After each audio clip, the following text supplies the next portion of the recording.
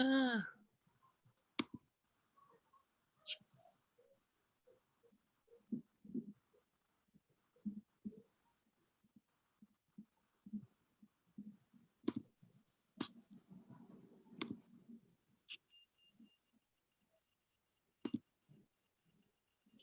Welcome everybody to Confessions of an Artist, live on YouTube, Untamed Artist YouTube, and streaming in cahoots with the Salon.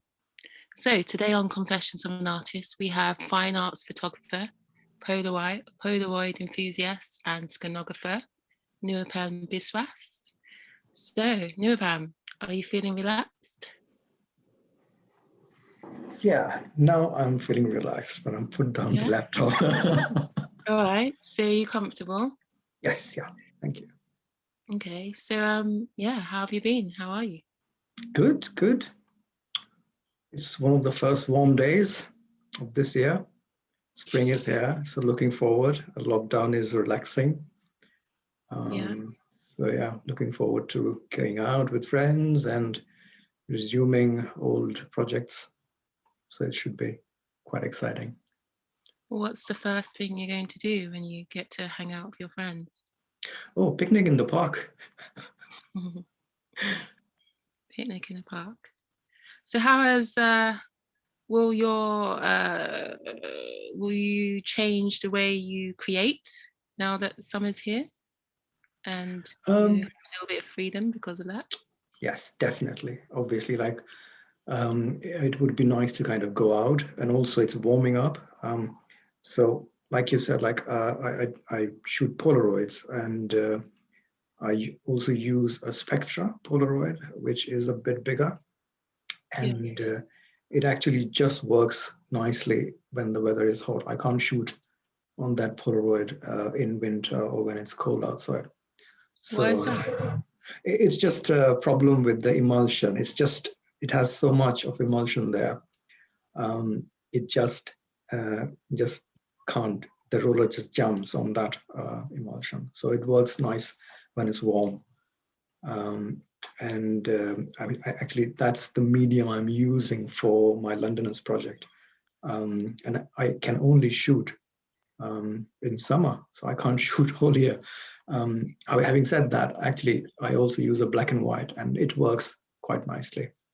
It just needs to be kept warm when I'm shooting outside, but it's okay. So Polaroids. Yeah. Why?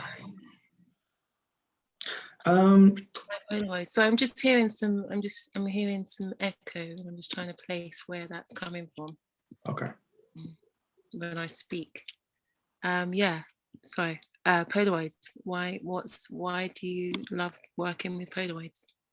So it's quite raw. I think it's one of the mediums which is like quite magical, and it in its complete essence, it captures that moment. Because you are holding it, you're shooting it, the film comes out, and you wait. And that's another nice part, actually. You wait for the magic to happen. And then you look at it, and it's there. The image is there. So there is no chance of post-production. And what I really like about it is that it's so brutal and it's so honest. And in complete truth, it captures that moment.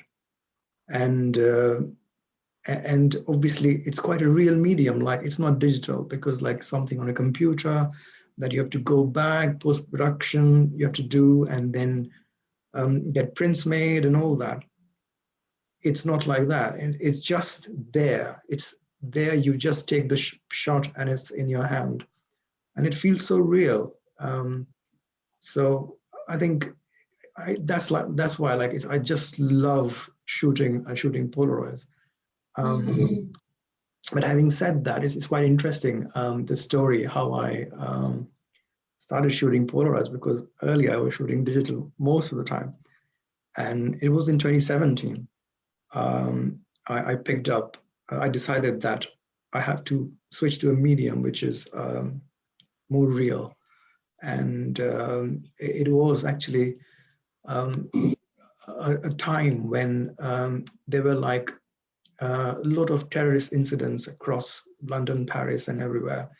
Yes. And there were incidents back to back in London. And I was like, because I love the city, I just had this sort of epiphany that I think people have to connect more realistically and more deeply with the place they live in, so that they appreciate the places around, they appreciate the people sharing the city with them.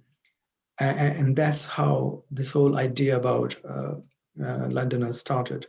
And that's why, like, at that moment, I was thinking like whether I should go digital. I'll carry a digital camera and it would be easier and all that. But then I thought it's actually still not real. Like, to create that whole essence of a real connection, there should be something quite more substantial, and something that would be like people can touch and feel, and there should be that sort of an intimacy um, in that moment. And that's how I switched to Polaroids and never looked back, because it is so satisfying as a photographer, as a creator, and also like when I'm doing portraits or I'm working with sitters, and it's so magical. People see that, like I take a picture and it's just like in few minutes it's before them, and we share them. They can feel it, like, and it just connects everything. It connects the photographer, it connects the sitter, it connects the place. It's such a great, like a memento, which captures the entire sort of gamut of emotions in that moment.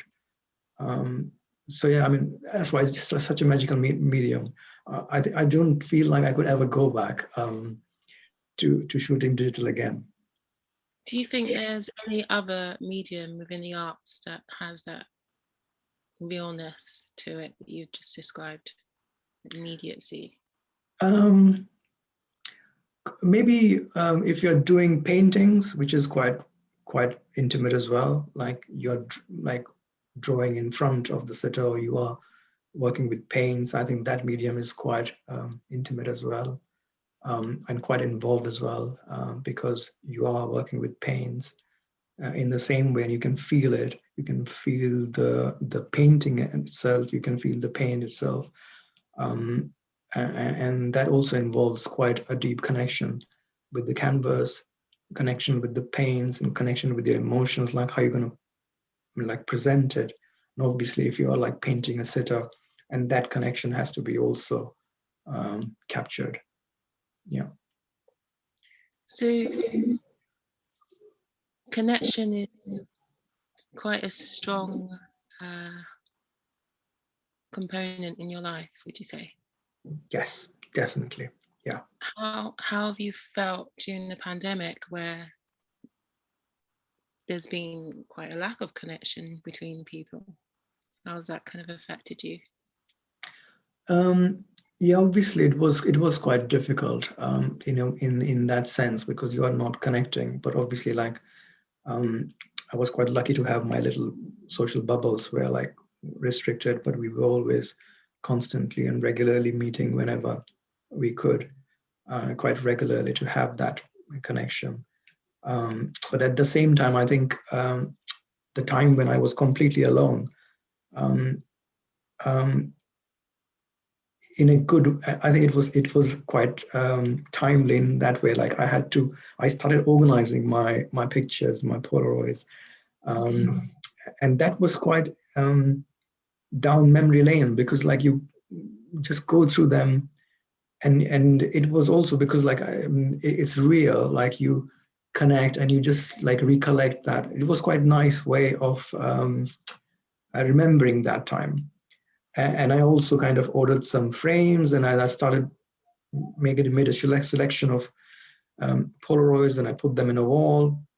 So all that basically, like, it was like a retrospection, and then maybe reconnecting with what you have done in your last few years, which was quite intimate, I think. And also, I think when you're closed, you also spend some time reconnecting with yourself. Like you slow down, and then You don't have the daily grind of like commute or like being in the crowd, or you kind of get more time at home and maybe quite lonely. And that time actually you also reconnect with yourself in that sense, and you think about like sort of reminiscing, and also you think about the time ahead, and you also think about the little details that you are missing in this whole lockdown. And I think we all get to appreciate these little things when they are kind of distanced from us, and hopefully we all would cherish them a lot more when we are like out back again and connecting and meeting everyone and carrying on, resuming our works. Yeah. So you're also into scenography. So you've just done a workshop for the Salon on hands-on scenography. Can you tell us a little bit more about your love for that, Mark? Yeah, and yeah, it was interesting. It was a time when, and I actually showed this slide on in my workshop as well. Like I read this this article about Jackson Pollock, the painter, and who was doing crazy stuff with like spilling the paints and then creating a completely passionate work of art. And what he said that we live in quite complex times, and because artists express what is inside them, and with the complexity of the time, sometimes traditional methods are not enough to express what they feel inside. And I completely resonated with that idea, because there was a point when somehow I wanted the photographs to deliver something more, little more dynamic, little more restlessness, a bit of craziness, a bit of wildness, which I was feeling inside. And that's how I was like exploring different other medium. And I found scenography and then started playing with it.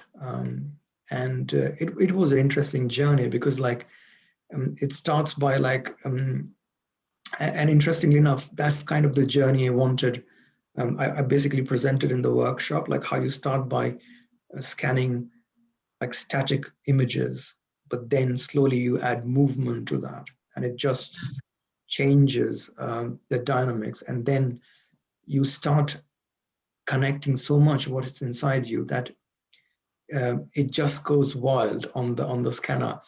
And it's quite unusual, because like it's such a simple medium. Everybody mostly have like a scanner at home, which just like scans paper and all that. But when you start creating with it, it just becomes such a powerful medium. Like you can do crazy stuffs on it. Like I remember, like I was once covering it with cling film, that whole glass scanner bed with a cling film, and then I was putting knives on it, and my chopping board and like different ideas there, and like that, like it's just like it's limitless. Like imaginations can go wild on that simple tool. And that's how kind of I developed this passion. And it's such an interesting, when I don't find something in a photograph, when I kind of can't express something in a photograph, then I go and try to do that on a scanograph, and just express that completely raw. And what is also special about scanograph is that especially when you are like moving, you're doing a lot of creative stuff on it, because your movements are random sometimes. You never create the same scanograph again. It's quite unique because of your emotions and the way you feel at that point. So every scanograph is just completely unique, and it just stuns me. Like when I see when I've done like few works back to back, and I just like put them side by side and try to see like which captures that intimate moment, or what I want to express fully. I can see like just one stands out, and that is like the unique piece. The rest don't stand out, and it's just so strange and so unique. It just surprises me all the time. So I absolutely adore it. Like, when do you create using scenography? Do you kind of, is it a particular mood that you're in where you feel, oh, I need to make a scanograph? Or do you just, is it when you're bored? Is it when you're anxious? Is it when you're, as you said, feeling wild and restless? Or is it all of those? you caught that, right? I think that is kind of it's quite interesting, because Polaroid slows you down, because you have to stand, you have to hold it still, and then you have to just feel the light and then make settings and then take the picture. Because you have no option with Polaroids, do you? It's then and there. Whatever you snap, exactly. Especially when you're out with just one cartridge with 8 shots, you have to be you have to be quite cautious with how you do that. Otherwise, you just have to take the train back. But so it's quite interesting. It's quite involved. Love it to pieces. So that's a different medium. But then Scanograph is where you just go wild with it. So like you mentioned, that wild restlessness, when I have something like, which is just going all over the places and I want to capture it. What do you mean something? Your emotions? Yeah, I mean, shall I show a print? Would that help? Yeah, why not? Yeah, let me just... Let's get further insight to your mind. So look at this piece, and I'll just show the details as well. I'll first hold it like this. Okay. Yeah, and now I'll start by the bottom. This is basically another thing, just to say, like, you see, like, there's this idea about when you see a picture, a static picture, and you see a photograph, there's this understanding that people usually look from left to right. Okay. And then the compositions have to be made in such a way, that lines and all that, that you actually keep the viewer's eyes within that composition as much as possible. So basically left to right, and somehow just keep them in the center. But obviously, these are ideal ways and traditional ways, but you can always... Does this also apply to abstract artworks? Or? I'm not sure about that, because obviously, like, I've seen even photographs which break these rules. Yeah. So I'm sure, like, people are breaking all the plays for having fun.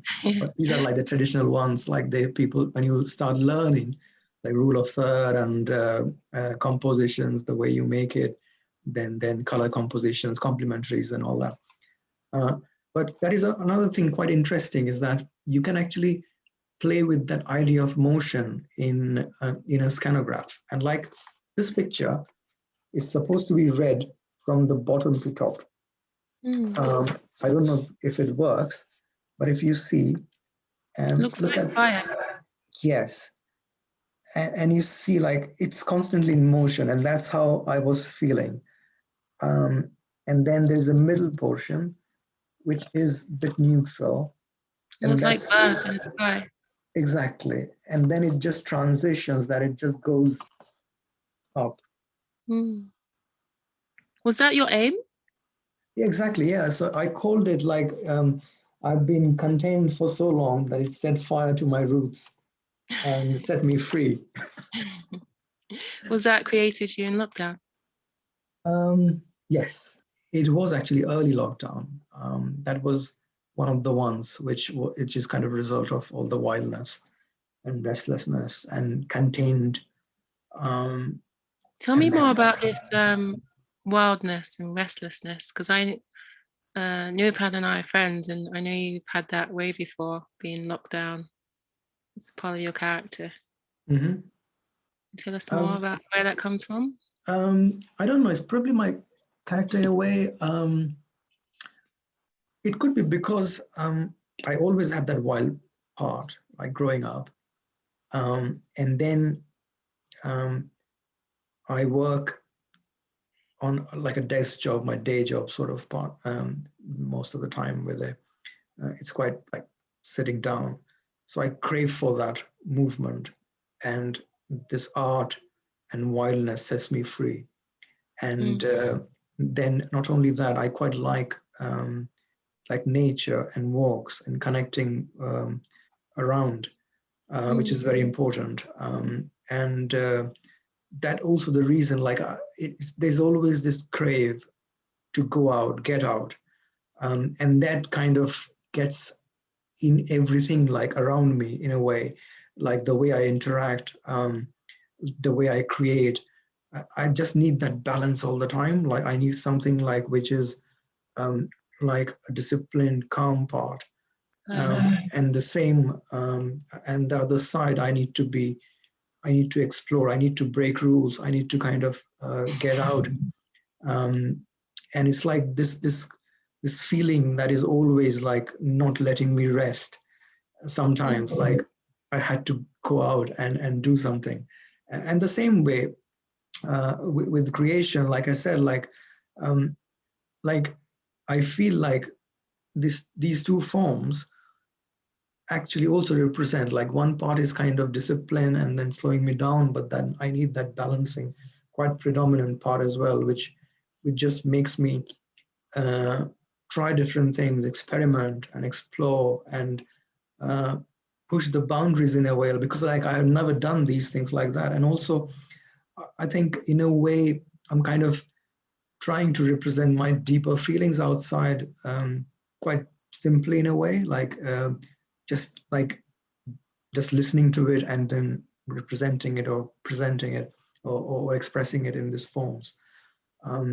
So in a way, like expressing that wildness in my work is also kind of quite like nourishing in a way. It's quite fulfilling, um, at the same time as like doing some discipline or technical stuffs, which I'm doing sometimes.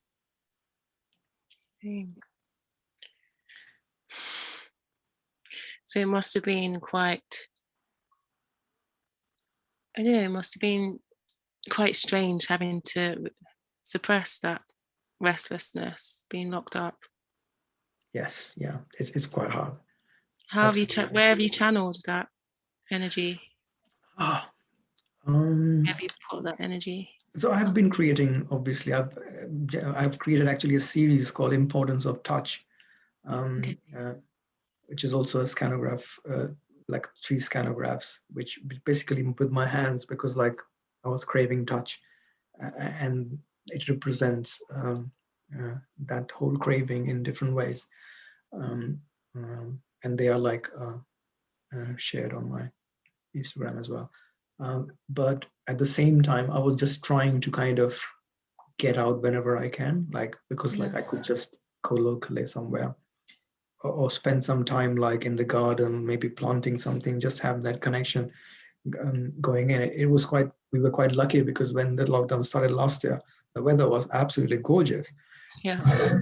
And I remember like I was like laying in the grass in the summer and having a beer and reading, or like taking pictures of some grass or plants, and just like it was just absolutely brilliant.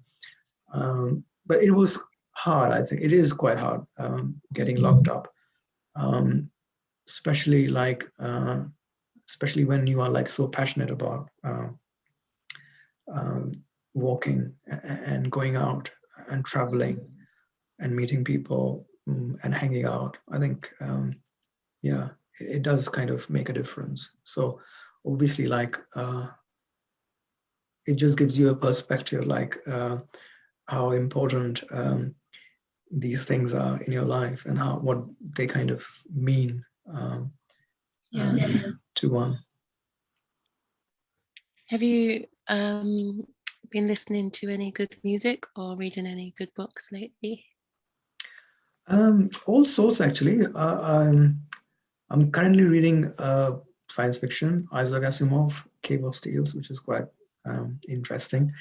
But I was watching films lately. I love films, so I was quite into it. I was just exploring different. I was doing some little retrospectives of old films or watching new films, just finding different films to watch, and yeah, reading obviously. But again, I can't sit still for a very long time, so which is the problem. So even sometimes when I watch a long film, I have to break it up. I just probably watch 45 minutes, then walk around, and then come back and watch it, or maybe watch it the next day. So it takes me a while watching, but but Are yeah, there any yeah. Go. Are there any quotes that you live by, or phrases, or mantras? Well, there are few actually. I mean, there's one quite interesting one it's interesting how you remember these things when in lockdown, because there's this famous quote by Rumi which says like in the garden of the world, it's only the limit is only in your mind. So which is quite interesting, especially like basically that's what you have to do in lockdown probably in some way, because you just have to push your imagination and think about different things, and explore ideas and how to express them when you don't have that access. And obviously, like there was a fair part cold, so I could not take my Polaroid out for a long time outside to take pictures because they would be stuck. So then, like coming back and like just working with scanographs, which was quite interesting. So with that quote in mind, if you were to close your eyes right now and imagine a garden, how would you describe it? Oh, it would be it would look like a wild hay meadow, a mixture of old wild. I'm using wild a lot. Gosh, it's going in my head. 1, 2, 3. So it would have that like like there are some gardens which are quite landscaped and like trimmed, prim and proper. That's exactly not. I just can't take that much. I quite like when there's a dash of disorder. So wild hay meadows with a mixture of all sort of plants and flowers and bees, and a lot of grass, and obviously like maybe a gazebo or a place where people can hang out, have a drink, talk about things, and yeah. What else? Yeah, and beautiful smells. I think I quite like flower, like smell, fresh smell like lavenders or roses and that sort of plants. So they're quite. Would you be walking or running in it? I think I would take my time in such beauty. I would soak in it. I would not just start running then and maybe later on. Yeah, I would soak in it. I'll take my time there. Okay. So I know you've showed us a piece of your work already. Do you have any other works that you'd like to share? Yes, I talked a lot about Polaroids, so it would be rude if not I don't share some Polaroids.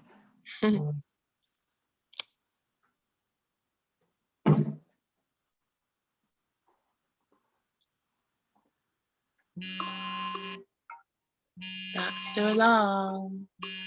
Let's turn it off. And oh, what is that? That is a shot of River Thames. It's basically the reflection.